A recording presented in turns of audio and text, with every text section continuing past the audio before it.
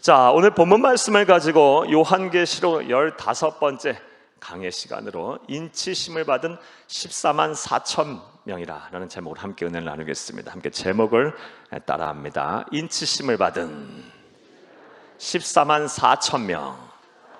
한 번 더 따라합니다. 인치심을 받은 14만 4천 명.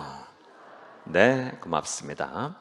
우리는 지난 시간까지 마지막 때 예수님이 재림하시기 직전까지 이 세상에 있을 재앙 중에, 하나님의 심판이 통한 재앙 중에 첫 번째 재앙인 일곱 인에 대한 재앙에 대해서 살펴보았습니다. 그 중에서 여섯 번째 인의 재앙까지 살펴보았어요.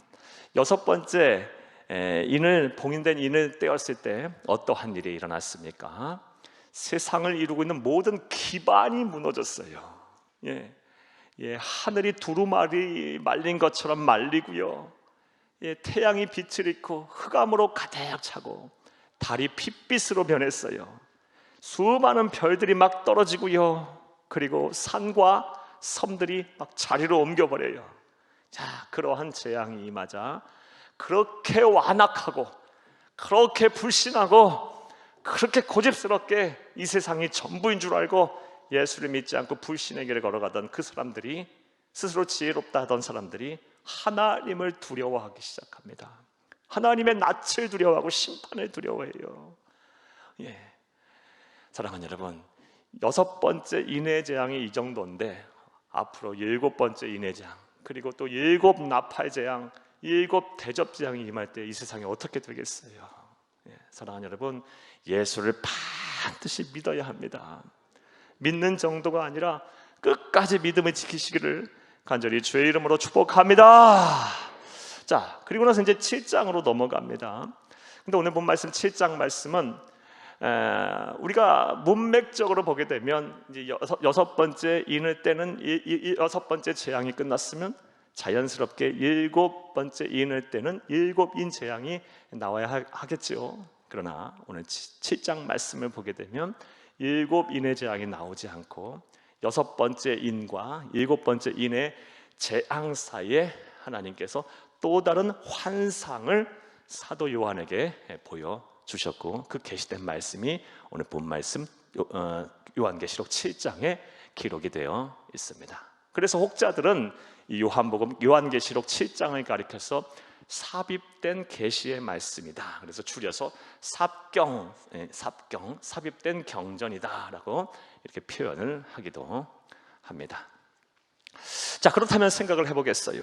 왜 하나님께서는 여섯 번째 인의 재앙을 끝낸 이후, 그의 환상을 보여주신 이후, 그 계시의 말씀을 보여주신 이후 바로 일곱 번째 재앙에 대한 말씀을 하지 아니하고 이 요한계시록 7장 말씀에 또 다른 환상을 보여주셨을까요? 그 이유가 무엇일까요? 사랑하는 여러분, 하나님의 말씀인 성경은 단 한 구절도, 한 낱말도, 한 장도, 한 글자도 의도 없이 쓰여진 것이 아니에요. 하나님의 철저한 의도와 계획하에 기록된 하나님의 말씀을 믿으시기를 간절히 주의 이름으로 축복합니다. 자, 그렇다면 그 이유가 무엇일까요?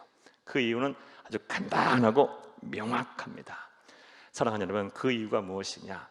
여섯 번째 인을 떼는 재앙, 그 재앙만 겪었어도 이 땅에 있던 사람들이 아주 무서워했어요. 큰 절망에 빠졌어요. 불신자들은 하나님의 낯을 두려워하고 심판을 두려워했어요. 자, 그런데 문제는 그런 심판, 그런 재앙을 불신자만 당하는 것이 아니고 아직 예수님이 재림하시지 않았기에, 재림 직전에 일어난 이 재앙이기 때문에 그 재앙을 누구도 함께 겪습니까? 이 땅에 있는 성도들도 겪어요. 그래서 하나님께서는 그 성도들을 위로하고 그 재앙 중에서 소망을 주고 그 재앙 속에서 견딜 수 있는 힘과 능력을 주기 위해서 구원에 대한 계획을 하나님께서 요한계시록 7장을 통해서 말씀해 주신 것임을 믿으시기를 간절히 주의 이름으로 축복합니다. 자, 우리 하나님은 어떻게 이렇게 자비롭고 섬세하신 분이신지, 이런 사랑의 하나님이세요. 정말 사랑의 하나님이세요. 무서운 심판에 대한 환상을 보여주신 이후 또 마지막 때 그 환상을 겪을 성도들을 향해서 행여 그 성도들이 두려워할까봐, 절망할까봐, 무서워할까봐 성도들을 향해서 구원에 대한 섭리와 구원에 대한 계획을 또 위로의 말씀을 하나하나 이렇게 풀어나가고 계세요. 요한계시록 7장 말씀이에요. 참 우리 하나님은 사랑의 구주세요. 사랑의 아버지세요. 섬세하시고 아주 자상하신 분이세요. 우리가 믿는 하나님이 이런 분이에요. 사랑하는 여러분, 세상은 다 우리를 모른다 해도 하나님은 우리를 아세요. 세상에는 내 편이 하나 없다 할지라도 하나님은 영원토록 우리가 떠나지 않는 하나님은 우리 편이세요. 시편 118편 6절에서 9절 말씀, 다윗이 이런 고백하지 않습니까? 여호와 하나님은 내 편이시라. 내가 두려워하지 아니하리니 사람들이 내게 어찌할까? 여호와 하나님이 내 편이 되셔서 나를 돕는 자들 중에 계시니 나를 미워하는 자를 보응하시는 것을 내가 보리로다. 여호와께 피하는 것이 사람들을 신뢰하는 것보다 나으며 여호와께 피하는 것이 고관들을 신뢰하는 것보다 낫도다. 여호와 하나님은 내 편이시라. 내 편이시라. 무서운 이 마지막 때의 재앙을 함께 겪을 성도들이 걱정이 되신 거예요. 그들을 위로하고 그들에게 소망을 주기 위해서 오늘 본문 말씀인 요한계시록 7장의 환상의 계시를 따로 주신 것을 믿으시기를 간절히 주의 이름으로 축복합니다. 자, 오늘도 한 절 한 절 읽어가면서 우리에게 주시는 영적인 교훈을 발견하겠습니다. 먼저 7장 1절을 함께 읽겠습니다. 7장 1절입니다. 1절 말씀 함께 읽겠습니다. 이 일 후에 내가 내 천사가 땅 내 모퉁이에 선 것을 보니 땅의 사방의 바람을 붙잡아 바람으로 하여금 땅에나 바다에나 각종 나무에 불지 못하게 하더라. 아멘. 가만히 놔둬보세요. 1절 말씀에 보게 되면 이 일 후에, 사랑하는 여러분, 이 요한계시록 7장 1절 말씀 이 일 후에라는 이 구절, 이 단어 잘못 해석해서 이단된 사람 참 많아요.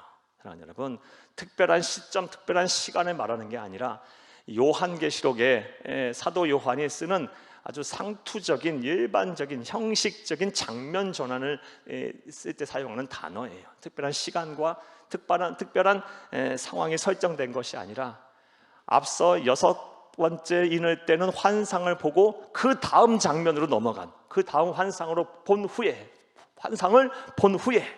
이렇게 해석하시면 요한계시록 7장 1절 말씀 이 일 후 해석이 올바른 해석임을 믿으시기를 간절히 주의 이름으로 축복합니다. 특별한 의미를 부여하지 마세요. 환상의 장면이 바뀐 거예요.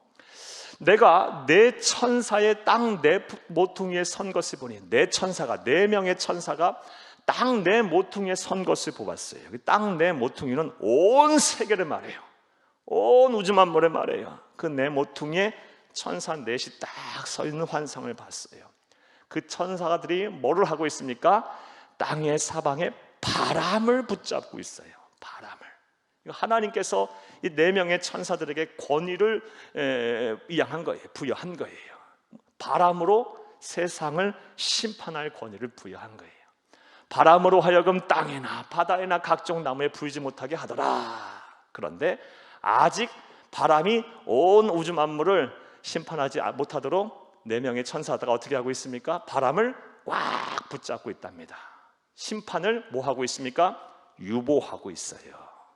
사랑하는 여러분, 우리는 1절 말씀을 보아도 하나님이 온 우주 만물을 주관하고 다스리는 통치자임을 우리가 알 수 있어요. 인간의 역사를 말씀으로 시작하신 알파가 되신 하나님, 이 세상을 이제 심판으로 닫으실, 재림하셔서 심판으로 닫으실 인간의 역사를 또 닫으시는 분 하나님이세요. 오메가 되신 하나님, 알파와 오메가 되신 시작과 처음이 되신 하나님. 온 우주 만물은 하나님의 손 안에 있어요. 지금도 하나님의 계획과 하나님의 섭리대로 온 우주 만물이 운행되고 있는 것임을 믿으시기를 간절히 주의 이름으로 축복합니다. 그렇게 한다면 하나님의 백성들은 그리 걱정할 필요가 없어요. 우리도 하나님의 손 안에 있어요. 사람이 마음으로 계획할지라도 그 걸음을 인도하시는 분은 여호와 하나님이시라. 오죽이나 알아서 우리가 할 수 있는 일을 하나님의 신앙의 양심에 거스르지 아니하고 하나님의 말씀에 위배되지만 않는다면, 열심히 우리가 그 일을 감당한다면 하나님께서, 이 온 우주 만물을 통치하시는 하나님께서 알아서 우리의 삶을 이끄실 거예요. 사랑하는 여러분, 이것이 얼마나 우리의 큰 은혜입니까? 온 우주 만물은 하나님의 손에 달려있음을 알 수 있어요. 자, 하나님으로부터 권한을 위임받은, 세상을 심판할 권한을 위임받은 4명의 천사가 땅 끝에 딱 서서 땅을 심판할 바람을 붙잡고 있는 환상을 보았어요. 근데 아직 이 심판이 임하지 못하도록 뭐 하고 있습니까? 4명의 천사들이 바람을 붙잡고 있어요. 유보하고 있어요. 자, 그 이유가 무엇일까? 하나님께서 왜 유보시키고 있을까? 그 이에 대한 말씀이 바로 2절과 3절입니다. 우리 2절 3절 함께 읽겠습니다. 또 봄에 다른 천사가 살아계신 하나님의 인을 가지고, 인장, 도장을 가지고 해돋는 데로부터 올라와서 땅과 바다를 해롭게 할 권세를 받은 4명의 천사를 향하여 큰 소리로 외쳐, 3절, 이르되 우리가 우리 하나님의 종들의 이마에 인치기까지, 도장을 찍기까지 땅이나 바다나 나무들을 해하지 말라 하더라. 아멘.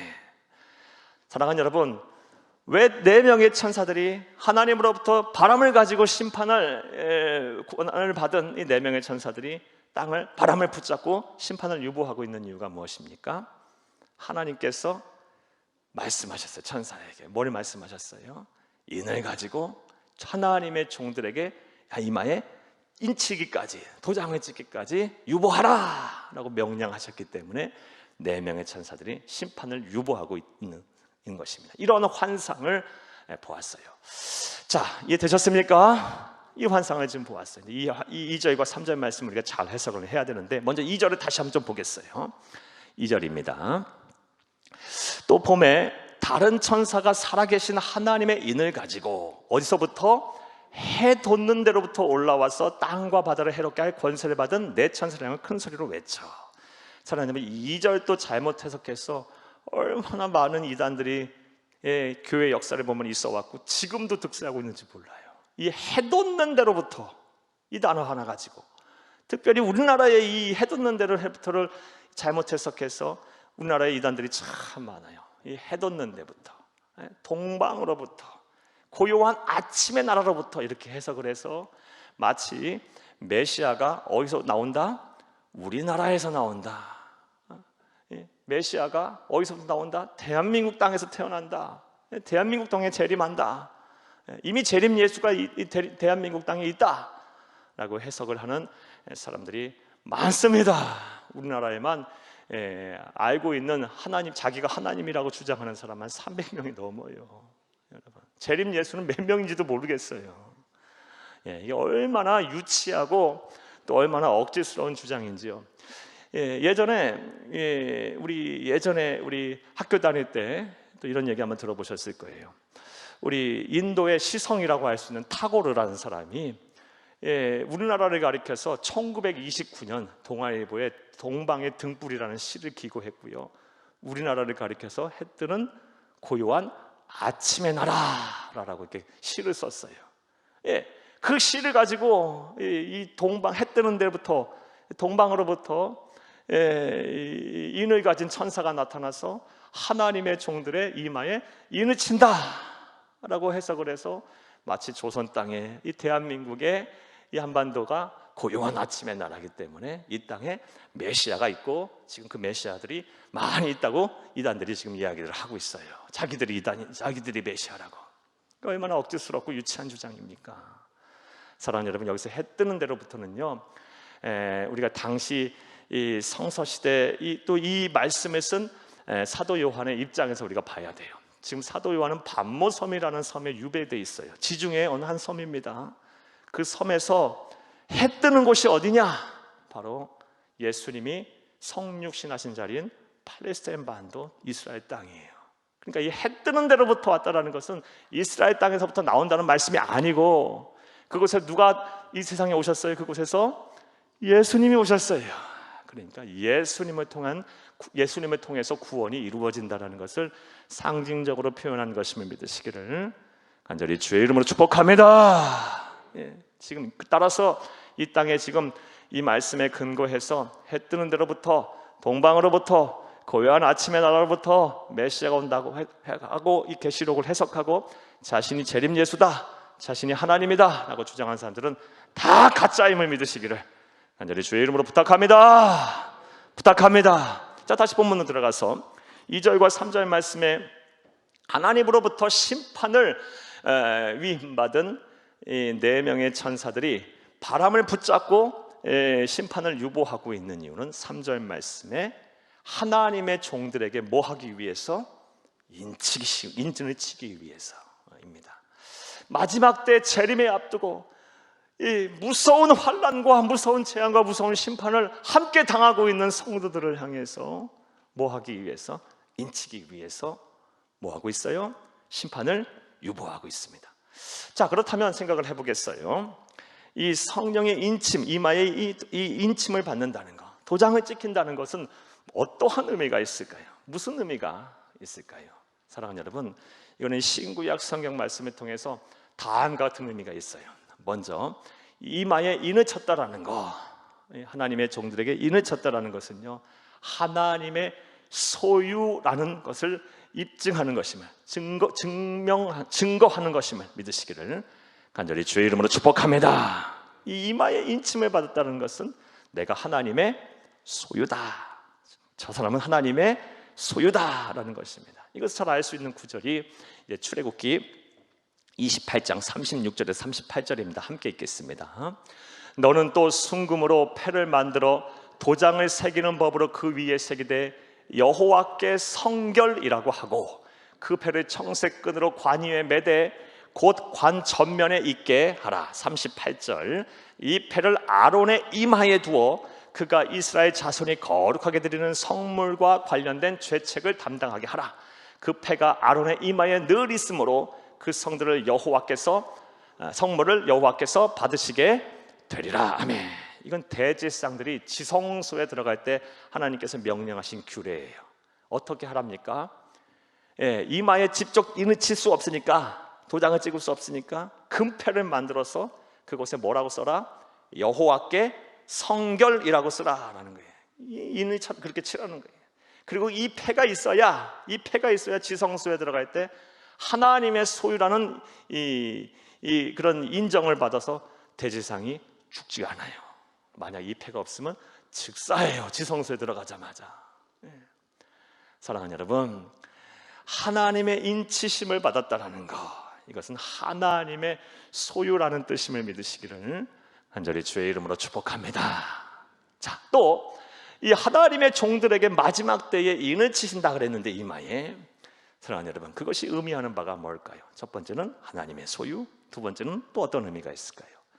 이 이마에 인치심을 받은 사람은 하나님의 보호와 하나님의 구원을 받는 것을 믿으시기를 간절히 주의 이름으로 축복합니다. 이마에 인치심이 없으면 마지막 때에 무서운 환난과 재앙을 그대로 받을 거예요. 하지만 이마에 인치심이 있는 성령의 인침을 받은 사람은 어떻게 된다? 하나님의 소유가 돼서 하나님의 보호와 하나님의 구원을 받습니다. 자, 이것을 알 수 있는 말씀 한번 볼게요. 사랑하는 여러분, 창세기 4장 말씀을 보면 다음 같은 사건이 나와요. 우리 잘 아는 말씀이죠. 이 아담의 아들, 두 아들이 있었죠. 가인과 아벨, 둘이 있었어.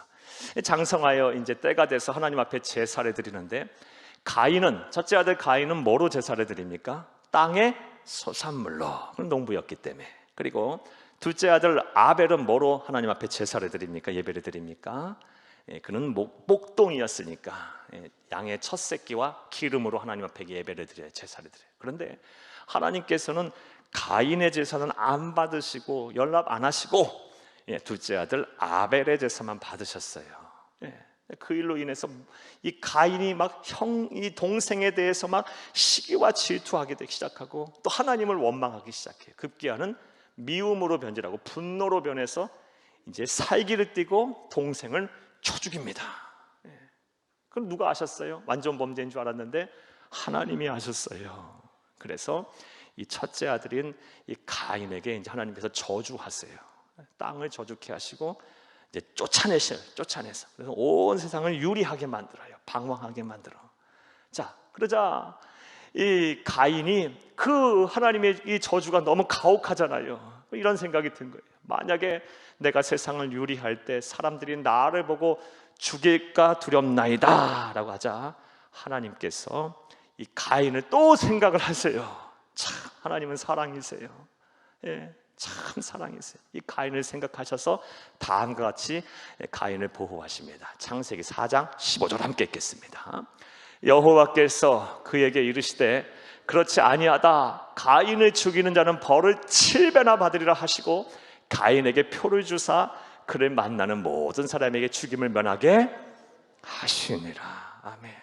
인치셨어요. 그러자 어떻게 됐어요? 사람들이 가인을 못 건드리는 거예요. 하나님의 보호 아래 있는 거예요. 하나님의 종들에게 마지막 때에 무엇을 하세요? 이마에 성령께서 임치셔요. 예? 그리고 그 표가 있는 사람은 어떻게 됩니까? 하나님의 보호 아래 있어요. 또 하나님의 구원 아래 있음을 우리가 알 수가 있는데요.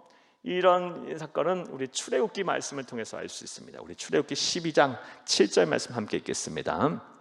그 피를 양을 먹을 집 좌후 문설주와 안방에 바르고. 여러분 이게 무슨 얘기입니까? 사랑하는 여러분, 이스라엘 민족이 이집트에 살면서 430년을 이제 살면서 이제 거기서 종로를 타는데 하나님께서 그들의 억울함과 그들의 아픔과 그들의 고통과 그들의 신음을 들으시고 그들의 탄원을 들으셨어요. 그래서 이제 모세를 통해서 출애굽을 시키는데 이 파라오가, 이집트의 왕인 파라오가 완악해서 안 놓아주는 거예요. 그러니까 우리 잘 아는 10가지 재앙을 이제 이집트에 내리죠. 그리고 마지막 재앙이 무엇입니까? 장자를 다 죽이는 거예요. 뭐 가축이든 뭐 아들, 딸, 모든 살아있는 것들은 다 장자를 죽이는 거예요. 자, 그런데 이 죽음의 사자가 이제 지나가면서 다 죽일 텐데 문설주의 양의 피를 바른 자. 이거는 신약의 무엇을 상징해요? 예수 그리스도의 보혈의 피를 상징하고 또 요한계시록의 성령의 인침을 상징하는 거예요. 이 있는 자는 어떻게 돼요? 죽음의 사자가 넘어가요. 유월해요. 패스오버해요. 그래서 그것을 기념하는 절기가 6월절이고 살아나게 되는 거예요. 하나님의 구원이 있어요. 구원이. 이 성령의 인침은요, 이마의 마지막 때 하나님이 주실, 하나님의 종들에게 주실 인침은 무엇이다? 하나님의 보호를 뜻한다라는 것입니다. 예, 사랑하는 여러분, 이해되셨습니까? 마지막 때에 이 7인의 재앙은요, 어찌 보면 시작에 불과해요. 여러분, 그런데도 그 완악하고 불신의 길을 걷고 세상이 전부인 줄 알면서 막 힘을 휘두르던 그 사람들도 6풀과 6번째 인밖에 안 됐는데도 하나님의 낯을 두려워하고 막 심판을 두려워하며 6장 계시록 6장 17절 말씀에 보면 진노의 큰 날에 이르르니 누가 능히 하나님 앞에 서리요? 라고 말을 해요. 그럴 정도인데 이건 시작에 불과하고요. 이제 7인의 재앙 끝나면 또 7 나팔 재앙이 있을 것이고 7 대접 재앙이 있을 거예요. 야, 근데 그 재앙을 또 견뎌내야 하는, 함께 견뎌내야 하는 누가? 성도들에게는 하나님께서 뭘 주셔요? 이마에 인침을 주셔서 하나님께서 나의 소유임을 증명하시고 보호하시고 구원하실 것입니다. 할렐루야! 이것이 복음이 아니고 뭐가 되겠어요? 복음이에요. 복음. 처음 이 말씀을 들은 이 최초의 수신자들인 1세기 초대교회 성도들, 1세기 AD 약 90년경에 도미티아누스 황제에 의해서 무서운 핍박을 당하고 예수 믿게 되면요, 그 성도를 잡아서 기름을 짜서 죽여서 기름을 짜서 도시의 불을 밝혔던 그 도미티아누스 황제에게 핍박을 받던 성도들이 이 말씀을 들으면서 얼마나 위로가 됐겠어요. 그리고 이 땅에 앞으로 존재하는, 지금도 그렇고 앞으로 예수 오실 때까지 존재할, 그리고 특별히 마지막 때에 이 땅에 있을 이 성도들에게 얼마나 위로와 또 힘이 되는 말씀입니까? 이건 복음이에요. 자, 그렇다면 이해되셨습니까? 저와 여러분 또한 이런 성령의 인침을 받은 하나님의 백성을 믿으시기를 간절히 주의 이름으로 축복합니다. 축복합니다. 자, 그런데 이제 본문 4절 말씀에 보면 그렇게 성령의 인침을 마지막 때에 받은 사람의 숫자가 나와요. 우리 4절을 함께 읽겠습니다. 내가 인침을 받은 자의 수를 들으니 이스라엘 자손의 각 지파 중에서 인침을 받은 자들이 몇 명? 14만 4천이니. 아멘. 사랑하는 여러분, 이 14만 4천에다 동그라미 좀 쳐놔요. 교회 역사를 통해서, 그리고 지금도 또 앞으로도 이 14만 4천, 이 해석 잘못해서 얼마나 많은 이단들이 있는지 몰라요. 그리고 오늘날 한국교회와 세계교회 성도들을 막 혼란케 하고 미혹해 하는 대부분의 이단들은 다 이 14만 4천 명을 자의적으로 해석하고 지맘대로 해석하고 억지로 해석하고 또 교묘하게 해석해서 다 이단들로 빠졌고 얼마나 많은 사람들을 무너뜨리고 있는지 몰라요. 오늘은 이 14만 4천이라는 숫자에 대한 의미를 정확하게 알아야 할 줄로 믿습니다. 자, 그렇게 마지막 때에 하나님의 소유, 하나님의 보호, 하나님의 구원을 받을 이마 인침을 받은 성도의 숫자가 몇 명이다? 14만 4천이다 라고 성경은 기록하고 있어요. 그럼 먼저 이 14만 4천이라는 숫자의 의미와 그리고 이 14만 4천 명에 든 사람은 누구를 말하는지부터 좀 말씀 여러분에게 드릴게요. 이에 앞서서 이단들의 잘못된 이야기부터 한번, 교리부터, 이단들의 잘못된 주장부터, 잘못된 해석부터 우리가 좀 생각을 해보겠습니다. 몇 가지 주요한 이단들에 대해 주장을 한번 생각해 볼게요. 먼저 이제 국내에 보게 되면 JMS, 정명석이 이 14만 4천을 잘못 해석해서 이렇게 해석을 해요. 14만 4천은 실제적인 숫자다. 꼭 14만 4천 명이다. 그리고 이 14만 4천 명에 들려면 누구를 믿어야 한다? 정명석 자신을 재림 예수로 믿어야 14만 4천 명 안에 든다라고 해석하고, 이 자기를 믿는 14만 4천 명만이 구원을 받는다라고 해석을 하고, 얼마나 많은 사람들이 미혹된지 몰라요. 또 우리 잘하고 지금도 아주 한국 교회와 한국 사회와 세계 교회와 세계 사회의 암적인 존재들이 신천지가 또 이거를 교묘하게 해석하고 있죠. 신천지는 24만 4천 명을 어떻게 해석을 하냐? 교주인 임한이를 믿고 따르는 12명의 지파장들이 있어요. 그리고 그 12명의 지파장들이 전국의 12지파를 세워 있어요. 그 12 성전들이 있죠. 자기들 말이 주장하는 12지파 성전이 있어요. 그리고 그 12지파의 성전에 속한 사람만 뭐다? 14만 4천 명이다 라고 주장을 해요. 그리고 이 12지파 성전에 속해 있는 사람들이 많이 이제 14만 4천 명인데, 그들이 이 신천지 이만희에 믿고 따르며 그 12지파 성전에 속해 때 비로소 어떻게 된다? 14만 4천 명의 순교자들의 영혼이 그들에게 임한다는 거예요. 그들이 주요하게 설파하는 신일합일의 교리야. 그게 잘못된 교리죠. 결국 이만희를 믿고 따르며 신천지 안에 들어와야만이, 그래서 14만 4천 명이 되어야만이 구원을 받는다라고 주장하는 거예요. 저는 이 또한 매우 잘못된 주장이에요. 억지스러운 주장이에요. 여러분, 또 국외로 우리의 관심을 돌리면 여호와의 증인들이 24만 4천 명을 어떻게 잘못 해석하고 있어요. 여호와의 증인들은 구원받은 사람들을 세 계급으로 나눠요. 세 계급으로. 그리고 제일 위에 있는 계급, 제일 최상의 계급이 뭐다? 구원받은 사람들이 바로 14만 4천 명이라는 거예요. 두 번째, 세 번째는 엉터리들인데 어떻게 하나님의 은혜로 구원을 받는 것이고, 그들의 주장에 따르면 첫 번째 구원을 받은 사람 중에 가장 우수하고 그들의 주장에 따르면 큰 상급을 받을 첫 번째 계급이 바로 14만 4천 명이고, 그 사람들이 어떻게 한다? 이 세상에서 여호와의 증인으로 살다가 구원을 받는다라는 거예요. 그래서 14만 4천 명에 들어야 된다는 얘기예요. 이해되셨습니까? 사랑하는 여러분, 근데 우리가 분명하게 말씀을 드릴게요. 이 14만 4천은 실제적인 숫자가 아닙니다. 이거는 영적으로 해석을 해야 되고 상징적으로 해석을 해야 합니다.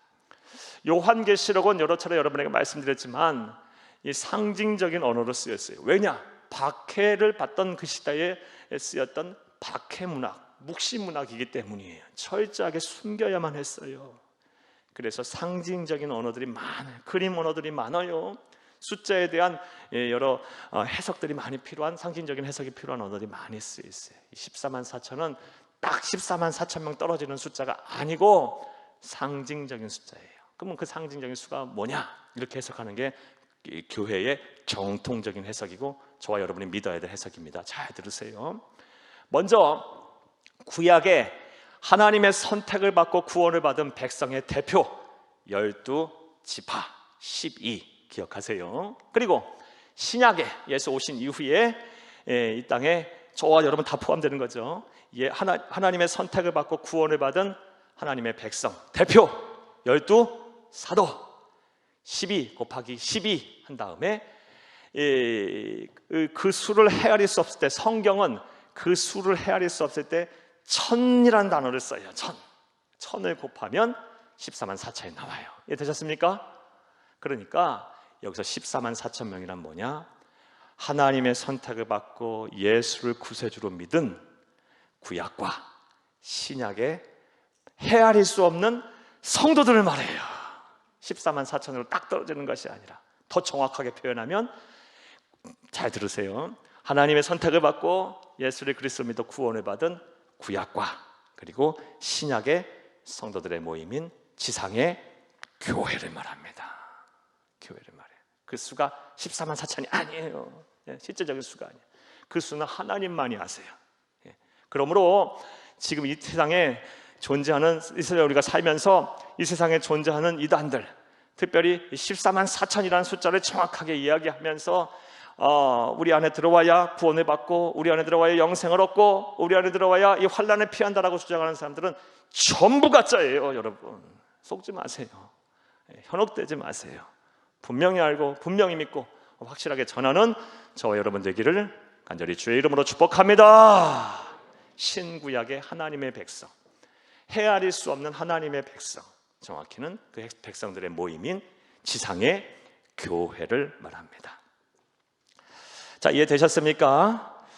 자, 그런데 우리가 이 14만 4천, 그렇다면 여러분, 이 14만 4천이 이 명이라는 숫자에 담긴 의미, 그리고 그들이 누구인지 저와 여러분 지금 살펴봤는데, 왜 하나님께서는 마지막 때에, 이렇게 말세의 때에 예수를 그리스도로 믿고 하나님을 잘 섬기는, 하나님의 선택을 받은 하나님의 백성들, 헤아릴 수 없는 백성들, 그리고 그 백성들의 모임인 교회를 하나님께서 준비하셨을까요? 그럼 다시 말해서 질문을 바꾸면, 말세의 때에 하나님의 선택을 받은, 성령의 인침을 받은 하나님의 백성들, 그리고 교회가 세상에서 해야 할 일이 무엇일까요? 여러분, 왜 하나님께서는 그 일을 행하셨을까? 왜 그렇게 성령의 인치심을 하면서까지 14만 4천 명을 준비하면서까지 심판을 유보하고 계실까? 교회는 무엇을 해야 할까? 여러분, 그 답을요, 우리는 5절에서 8절 말씀의 이 내용을 통해서 알 수 있어요. 5절과 8절 조금 이따 볼 텐데 이런 내용이에요. 느닷없이 5절과 8절에 14만 4천 명에 대한 이런 수를 이야기한 후 4절에서 5절에서 8절에 이스라엘의 12지파에 대한 이야기를 하기 시작하고, 그리고 한 지파당 12,000명에 대한 이야기를 해요. 선택받은 사람들이 12,000이다. 왜 하나님께서는 이 사도 요한에게 이런 계시의 말씀을 주셨을까? 14만 4천 명에 대한 이야기를 하고 12지파를 구분하고 그 12지파에 12,000명씩 분배를 하였을까? 다 이유가 있죠. 이 말씀은요, 이 말씀을 이해하려면 민수기 1장 말씀을 이해해야 돼요. 민수기 1장 1절에 3절 말씀에 보면 모세가, 하나님의 종인 모세가 하나님의 명령을 통해서 무엇을 하냐? 인구 계수를 하기 시작하는데, 숫자를 세기 시작하는데, 무엇을 하기 위해서? 전쟁에 나가 싸울 군사를 징집하기 위해서 20세 이상 되는 장정의 숫자를 계수합니다. 각 지파마다. 그러면서 민수기 1장 말씀에 보면 이제 쫙 르우벤 지파부터 시작해서 12지파에서 몇 명이 전쟁에 나가 싸울 수 있는 장정인지 숫자가 쫙 나와요. 자, 결국 하나님께서 14만 4천 명, 하나님의 선택을 받고 구원을, 예수를 그리스도 믿어 구원을 받은 하나님의 백성, 그들의 모인 교회를 이야기하면서 교회를 준비하신, 말세의 때에 준비하신 그 이유가 무엇일까? 그 이유가 무엇일까요? 이 땅의 말세의 때에 하나님의 나라를 위하여, 예수 그리스도를 위하여 대신 싸울 선한 싸움을 싸울 군사를 남겨두기 위해서, 그 사명을 감당하기 위해서 하나님께서 말세의 때에 14만 4천 명을 준비하신 것임을 믿으시기를 간절히 주의 이름으로 축복합니다. 이렇게 말씀을 해석하고 나면 말세의 때, 우리 지금 말세를 살고 있죠. 교회의 사명이 분명해져요. 교회는 세상에 맞서, 정확히는 세상 뒤에 배후에 있는 사탄 마귀와 싸워야 할 지상의 교회들은 다 하나님의 뭡니까? 군대예요. 군대.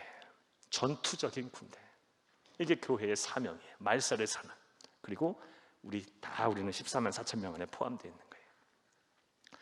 사랑하는 여러분, 그렇다면 우리가 무엇을 위해 싸워야 할까요? 사탄 마귀와 영적 전쟁은 이제 싸워야 할 텐데, 말세의 때가 될수록 더 싸워야 할 텐데, 먼저 하나님의 말씀을 수호하기 위해서, 지키기 위해서 싸워야 돼요. 주의 몸된 교회는요, 14만 4천 명인 우리 지상의 교회들은 말세가 때에 하나님의 말씀을 지키기 위해서 싸워야 돼요. 선한 싸움을 싸워야 돼요. 세상과 통화되면 안 돼요. 세상이 자꾸 변해요. 자꾸 편하자 편리주의로 변해요. 그리고 세상이 자꾸 세속화돼요. 자꾸 이 세상이 자꾸 이기주의화돼요. 세상이 자꾸 금권주의화돼요. 자꾸 그런 거에 동화되지 말고 우리는 하나님의 말씀을 크게 지켜야 돼요.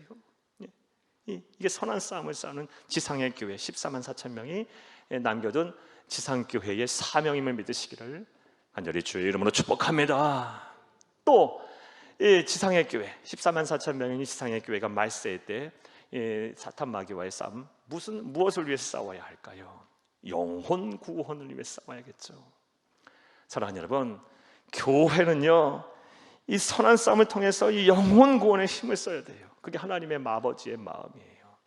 그런 의미로 볼 때 전도와 선교는요, 하나님과 하나님의 백성, 그리고 사탄의 백성, 죄송합니다만 예수 믿지 않는 사람 다 사탄의 백성들이죠. 이 사탄의 백성과의 뺏고 뺏기는 영적인 전쟁터와도 같아요. 전쟁과도 같아요. 그러하기에 교회는요, 반드시 이 사명을 잘 감당해야 돼요. 늘 깨어서 복음을 전해야 돼. 전도와 선교에 힘써야 돼. 그것이 바로 이 말세의 때에 하나님께서 성령의 인을 치면서까지 남겨놓은 14만 4천 명이 여러 남겨놓은 주의 몸된 교회들이 해야 할 사명임을 믿으시기를 간절히 주님을 축복합니다. 영혼 구원을 위해 싸워야 돼요. 우리가 잠자고 있으면요, 다 빼앗기는 거예요. 영적 전쟁에서 지는 거예요. 사명 감당하는 게 아닌 거예요. 영혼 구원을 위해서 싸워야 돼. 그리고 이 땅에 하나님의 나라가 이루어지도록 우리가 또 노력하고 싸워야 돼요. 하나님의 나라가 이루어지도록.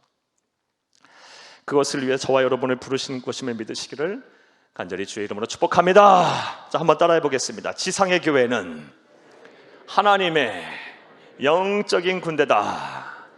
한번 더 따라합니다. 지상의 교회는 하나님의 영적인 군대다. 이 지상의 군대가 하나님께서 말세에 준비하신 수를 헤아릴 수 없는 뭡니까? 14만 4천 명인 거예요.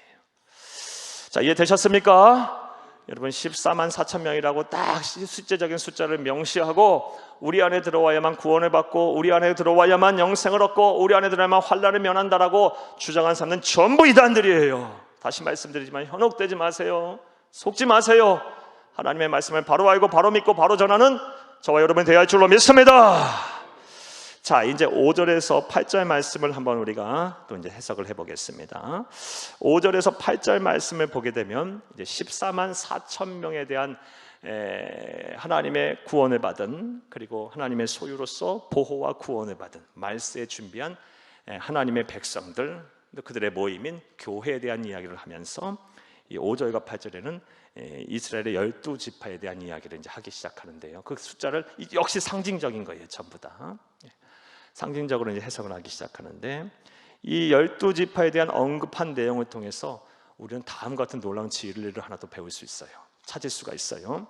하나님께서 우리를 구원하실 때 그 구원하시는 하나님의 기준이랄까, 하나님의 특징이랄까, 이것을 우리가 알 수가 있습니다. 자, 하나님은 어떠한 기준과 어떠한 생각을 가지면서 우리 하나님의 백성들을 구원하실까요?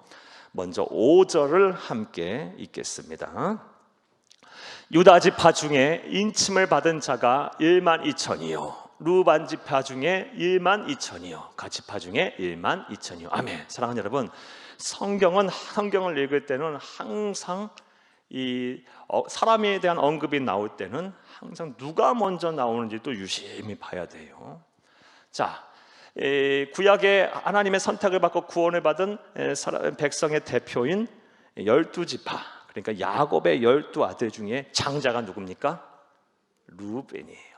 그런데 요한계시록 7장 5절 말씀에 하나님의 선택을 받고 구원받은 14만 4천 명의 하나님의 백성, 헤아릴 수 없는 그 수를 헤아릴 수 없는 하나님의 백성, 주의 몸된 교회를 언급하면서 제일 먼저 루벤이 아닌 넷째 아들인 누구를 말하고 있어요?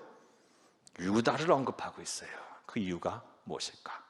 하나님이 이 사람을 구원하는 데 있어서 뭔가 기준을 갖고 계시는 거예요. 그리고 구원의 특징을 알 수 있어요. 먼저 영적인 전쟁에서 항상 하나님의 백성으로서 선봉에 서는 자를 하나님께서는 높이 여기신다는 거예요. 귀하게 여기신다는 거예요. 이스라엘 12지파 12아들 중에서 항상 유다 지파가 항상 영적 전쟁에서 선두에 섰어요. 어려운 일을 감당했어요. 자처하면서 힘든 일을 각오하면서 희생을 각오하면서 헌신하고 하나님 나라를 이루었어요. 하나님 명령을 수행했어요.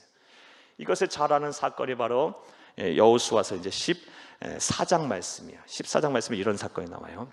저는 여러분 잘 들어보세요. 이스라엘 백성이 이제 출애굽을 하고 나서 이제 40년간 광야 생활을 하죠. 원래는 금방 가나안 정복 전쟁에 임할 수 있었어요. 그런데 민수기서 13장 14장 말씀을 보게 되면 바란 가데스 바네아 평야에서 12정탐꾼을 보내는데 여호수아와 갈렙을 빼고, 이 여호수아는 에브라임 지파고 그 다음에 갈렙은 유다 지파예요. 이 두 지파의 대표 빼고 나머지 10지파의 대표자들은 와가지고 부정적인 보고를 해요. 그 땅은 분명 적과 꿀이 흐르는 땅이다. 정말 사람 살기 기가 막히게 좋은 땅이다. 그런데 성읍들이 막 견고하고 막 사람들이 막 기골이 장대하고, 거기서 우리는 안악작손들, 고대 거인 족속도 있었어, 봤어. 그리고 그들과 우리를 비교해보면 우리는 메뚜기 같아. 이런 보고를 하자 막 그 가데스 바네아 평야에 모였던 수많은 이스라엘 민족들이 막 통곡을 해요. 우리가 죽을 곳이 없어서 여기까지 우리를 끌고 왔냐면서 주의 종 모세와 하나님을 막 원망해요. 그리고 하나님, 그것으로 인해서, 이런 불신으로 인해서 하나님께서 40년간 광야에서 뺑뺑이를 돌려요. 그리고 출애굽한 이스라엘 백성 중에서 20세 이하의 사람들만 가나안에 들어가게 하세요. 20세 이상은 전부 다 광야에서 죽어요. 여호수아와 갈렙을 제외하고. 자, 그런 일이 있고 나서 이제 가나안 정복 전쟁, 이제 여호수아서 14장 말씀에 보게 되면 40년간 광야 생활이 끝난 후 가나안 정복 전쟁도 다 마쳐요. 그런데 단 하나 정복하지 못한 성이 있어. 도시가 있어. 그 도시가 무엇이냐? 헤브론 산지. 헤브론 산지는 창세기 28장에 처음 나오는데요. 창세기 28장 말씀에 아브라함은 하나님으로부터 땅을 기업으로 받은 사람이에요. 약속을 받은 사람이에요. 동과 서 어디로 둘러봐 다 준다 그랬는데 평생 땅 한 평 안 갖고 살다가 땅을 언제 소유하게 되냐? 그의 아내 사라가 죽었을 때예요. 사라가 죽자 이 장사를 지내는데 무덤을 사야 될 거 아니겠어요? 그래서 누구에게 사냐? 창세기 28장 말씀에 보면 헷족 속에 에브론이라는 사람에게 은 400세겔을 주고 이제 헤브론 산지를 사요. 마몰의 숲을 막벨라 굴을 사요. 그래서 이제 사라를 장사 지내고, 나중에는 자신도 거기에 묻히고 또 그의 아들 이삭도, 야곱도 그곳에 다 묻혀요. 헤브론 산지. 이 헤브론 산지가 이제 이 아브라함이 처음 산 땅인데, 그가 소유했던 땅인데, 이제 이후에 이제 이스라엘 백성이 어디로 갑니까? 요셉이 있었던 이집트로 가잖아요. 그럼 그곳이 이제 무주공산이 된 거예요. 그것에 누가 들어와서 사냐? 앞서 말씀드린 거인 족속들이었던 고대 아낙 작손들이 살기 시작해요. 그러니까 출애굽한 후 가나안 정복 전쟁을 통해서 전부 다 점령을 했는데 이 헤브론 산지가 점령이 안 되는 거예요. 그 유서 깊고 그 믿음의 조상들이 묻혀 있는 그것이 정복이 안 되는 거예요. 아무도 그것에 엄두를 못 내요. 그때 기가 막힌 사람이 나옵니다. 갈렙이, 유다 지파의 갈렙. 나이가 몇 살이냐? 85세에 85세 갈렙이 이 산지를 내게 주소서. 이 산지를 내게 주소서. 내가 이 땅을 취하겠나이다. 여러분, 누가 봐도 질 수밖에 없는 싸움이고 누가 봐도 이기더라도 상처뿐인 영광이에요. 그런데 갈렙이 유대 지파의 선봉의 수장인 갈렙이 딱 선두에 서고 유다 지파가 그 사명을 잘 감당해서 헤브론 산지를 정복합니다. 나중에 그곳이 이제 유다 지파의 본거지가 되고 그곳에 이제 다윗성이 다윗이 이제 이후에 거기 도시를 세우고 그곳이 이후에 이제 어디가 되냐? 오늘날 예루살렘이 된 거예요. 예루살렘이. 사랑하는 여러분, 이런 면들을 볼 때 유다 지파는 항상 하나님의 명령을 수행하는 데 있어서 선봉했었어요. 이거 영적인 관점에서 보면 영적 전쟁의 선두에 섰었어요. 하나님은 이처럼 영적 전쟁에서 항상 선두에 서면서 주를 위하여 살고 주를 위하여 죽는 자들을 높이 평가하시고 그들을 귀하게 여기시는 분이심을 믿으시기를 간절히 주의 이름으로 축복합니다. 그래서 장자 루벤이 아닌 사남 유다부터 나오는 거예요. 유다부터. 이게 하나님의 구원의 기준, 구원의 특징임을 알 수 있어요. 자, 또 우리가 5절부터 8절 말씀해 보면 하나님의 이제 구원의 특징에 대해서 또 볼 수 있어요. 우리 5절에서 8절에 한번 함께 읽겠습니다.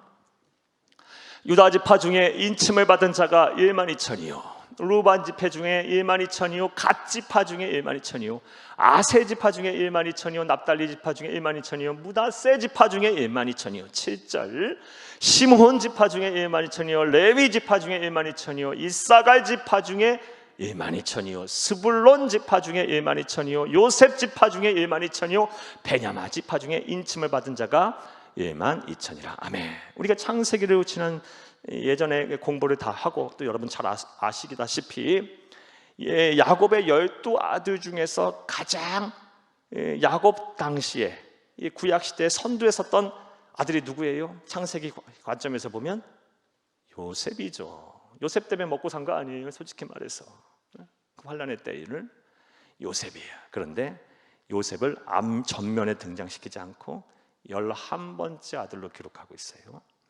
그리고 우리가 5절에서 8절 말씀을 보게 되면 르우벤 지파 다음에 갓 지파, 아세 지파, 납달리 지파가 줄줄이 나와요. 그런데 이들은 갓, 아셀, 납달리 이들은 이 야곱의 아들 중에서 누구의 아들들입니까?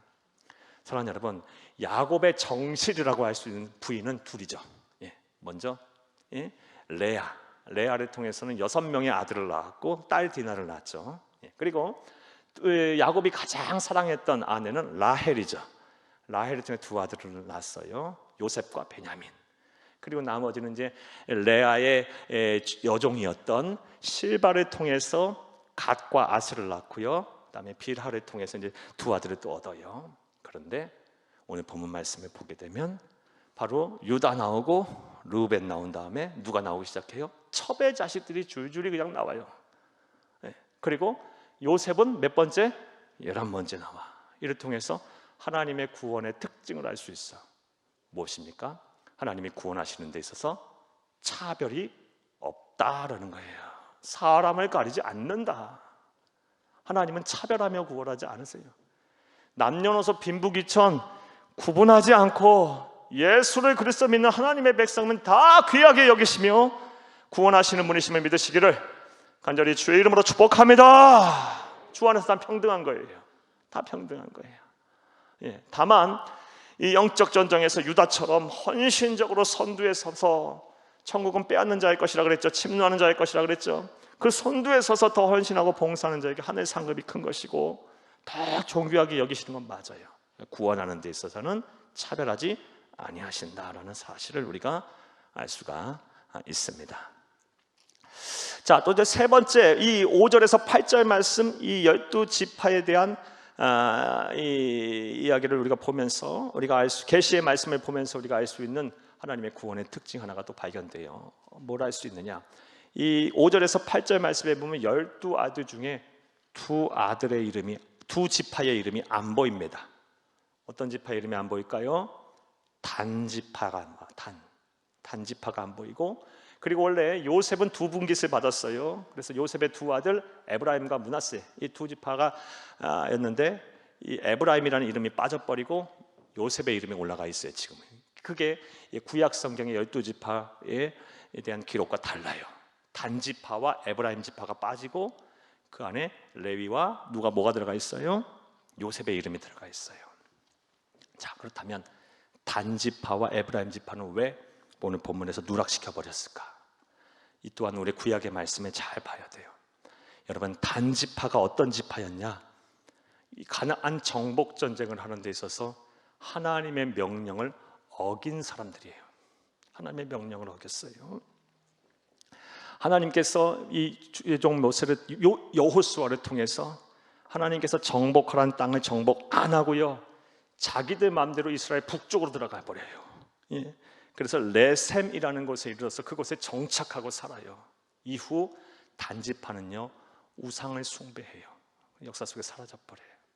우상 숭배자. 그러니까 사명을 저버리고 우상을 섬긴 자들이에요, 그들은.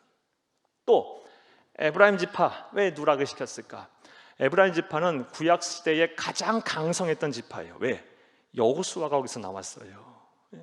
가장 강성했던 지파예요. 하지만 구약의 백성들, 북왕국 이스라엘 포함해서 이 구약의 백성들이 왜 배교를 하고 왜 하나님을 떠나서 나중에 멸망했습니까?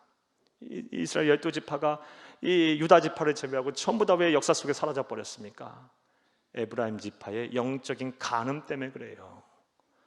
이 북왕국 이스라엘의 가장 선두에 서고 있던 이 에브라임 지파의 백성들이, 왕들이 하나님을 떠났어요. 하나님을 떠나고 우상 숭배를 조장했어요. 그 일로 인해서 이 이스라엘 민족이 하나님을 떠나는 영적인 간음을 하기 시작했고 멸망하게 됐어요. 자, 하나님께서 고의로 단지파와 에브라임을 누락시킨 거예요. 뭘 우리가 알 수 있어요? 여러분, 신앙을 저버리고 사명을 저버린 자는 과감하게 가차없이 하나님께서 생명책에서 지워버리신다는 걸 알 수가 있어요. 여러분, 끝까지 믿음을 지켜야 합니다. 여러분, 나더러 주여 주여 하는 자가 구원을 받는 것이 아니고 하나님 뜻대로 행하는 자가 구원을 받는다고 했어요. 이건 뜻대로 행한다는 게 뭐예요? 끝까지 믿음을 지키는 거예요. 세상이 어떻게 변하든 나와 내 집은 여호와 하나님을 섬기겠노라는 이 여호수아의 이 유언이 우리의 유언이 되고 우리의 입에 걸려 있어야 되고 우리의 삶에 대해서 나타나야 되는 거예요. 세상이 어떻게 변하든 어떤 환난이 있든 어떤 어려움이 있든 하나님의 말씀은 영원 불변할 것이며 구원이 여기에 있어요. 예수 외에는 구원이 없어요. 여러분, 끝까지 믿음을 지켜야 돼요. 그리고 사명을 귀하게 여겨야 돼요. 예. 여러분, 사명을 저버리는 자가 신앙을 지키겠어요? 예? 여러분, 신앙을 못 지켜요. 안 지키니까 사명 버리는 거죠. 예. 하늘을 보면 열을 하는 거예요. 예. 사랑하는 여러분, 사명도 귀하게 여기셔야 돼요. 사명을 자꾸 저버리다 보면 신앙 다 엉망돼요. 엉터리예요, 엉터리. 여러분, 신앙과 사명을 쉽게 여겨 저버리는 자는 생명책에서 가감차 없이 지워버리신다는 것을 우리가 알 수 있어요. 구원의 특징이에요. 자, 이런 말씀을 우리에게 계시하고 주시냐고 오늘 5절에서 8절 말씀에 이렇게 말씀을 하셨습니다. 자, 이제 말씀을 맺겠습니다. 사랑하는 여러분, 오늘은 요한계시록 7장 1절에서 8절 말씀을 이제 강의했는데요. 이 요한복음 7장의 말씀은 예수님이 재림의 때에 임할 첫 번째 재앙인 7인 재앙 가운데 6번째 인의 재앙이 끝나고 그 7번째 재앙이 있기에 앞서 하나님께서 사도 요한을 통해 다시 또 하나를 보여주신 환상의 말씀이고 계시의 말씀이에요. 이 계시를 말씀을 준 이후는 이 불신자들만 이 환난을 당하고 재앙을 당하기만 하면 좋은데 누구까지 이 재앙과 환난을 겪어요? 아직 예수님이 재림하시기 전이니까 이 세상에서 있을 이 세상에 존재하는 성도들까지 그 환난과 어려움을 겪는 거예요. 고통을 당하는 거예요. 하지만 그들에게는 누가 있어요? 하나님이 계세요. 그래서 그들을 하나하나 인치셔서 어떻게 한다? 너는 내 것이고 내가 너를 보호할 것이고 너희를 구원할 거라는 그런 위로와 권면과 그런 은혜를 선포하기 위해서 이 7장 말씀을 따로 사도 요한에게 보여주신 것입니다. 그리고 그 숫자가 14만 4천 명이래요. 14만 4천 명은 14만 4천 실질적인 딱 떨어지는 숫자가 아니라 예수를 그리스도 믿고 하나님의 백성된 헤아릴 수 없는 이 성도의 수를 말하고, 그리고 그 성도들의 모임인 지상의 교회를 말해요. 그리고 그 지상의 교회는 이후에 이 12지파의 인구의 개수, 이 군대를 조직하는 인구의 개수가 연이어 문맥상에서 나온 것을 볼 때 이 지상에 존재하는 교회는 마지막 때에 무슨 사명을 감당해야 하냐? 영적 전쟁에서 승리해야 할 하나님의 군대로서의 사명을 감당해야 하는 거예요. 예. 세상 끝날까지 하나님의 말씀을 잘 지키고, 그 다음에 이 사탄의 백성 되지 않도록 영혼 구원에 힘쓰며 하나님의 나라가 이 땅에 이루어지기 위해서 우리는 피 터지게 총사령관 되신 예수 그리스도 모시고 기도하며 말씀 붙잡고 우리가 영적 전쟁에서 승리해야 할 줄로 믿습니다. 구원은 여러분 영적 전쟁에 이렇게 항상 선봉에 서서 선두에 서는 자에게 임하는 것이고 하나님 더 높이 귀하게 여기실 거예요. 예, 신앙을 저버리고 사명을 저버리는 자 하나님께서 가차없이 생명실을 지워버릴 거예요. 여러분 만약에 그런 일을 당한다면 어찌하시겠어요? 큰일 나는 거예요.